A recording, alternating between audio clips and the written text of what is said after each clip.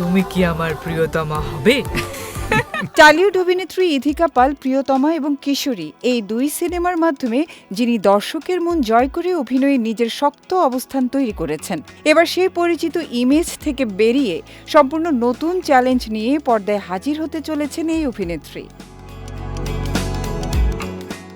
এবার ইথিকা পালকে দেখা যাবে একেবারে ভিন্ন লুকে। সাদা জার্সি, মাথায় হেলমেট, পায়ে প্যাড ও স্নিকার্স পরে ক্রিকেট ব্যাট হাতে মাঠে নামবেন তিনি। আর এই নতুন চরিত্রের জন্য তাকে প্রস্তুত করছেন টালিউডের খ্যাতিমান নির্মাতা সৃজিত মুখার্জি, যিনি প্রশিক্ষকের ভূমিকায় থেকে ইথিকাকে গড়ে তুলছেন।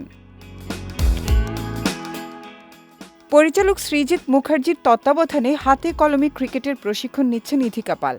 ইতোমধ্যেই তাদের অনুশীলনের একটি ঝলক প্রকাশ্যে এসেছে, যা সিনেমা প্রেমীদের মধ্যে বেশ কৌতূহল তৈরি করেছে। সৃজিত মুখার্জির নতুন গোয়েন্দা ঘরানার সিনেমা কুইন ভিক্টোরিয়া আর গোয়েন্দা কানাইচরণ এ অভিনয় করছেন ইথিকা। এ ছবিতে রোমান্টিক নায়িকার পরিচিত ইমেজ ছেড়ে সম্পূর্ণ ভিন্ন এক চরিত্রে দেখা যাবে তাকে। ইথিকা পাল এখনই নিজের চরিত্র সম্পর্কে কিছু জানাতে চাননি। সৃজিত মুখার্জির সঙ্গে সামাজিক মাধ্যমে একটি ছবি প্রকাশ করে নতুন সিনেমার ইঙ্গিত দিয়েছেন তিনি।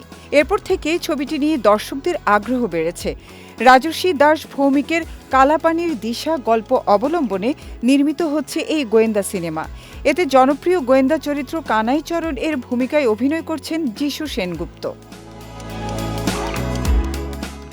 গোয়েন্দা ও রহস্যভিত্তিক গল্প নির্মাণে সৃজিত মুখার্জির দক্ষতা আগেই প্রমাণিত হয়েছে। এবার নতুন গোয়েন্দা চরিত্র কানাইচরণকে নিয়ে তিনি কী চমক দেখান, সেটিই এখন দর্শকদের অপেক্ষার বিষয়।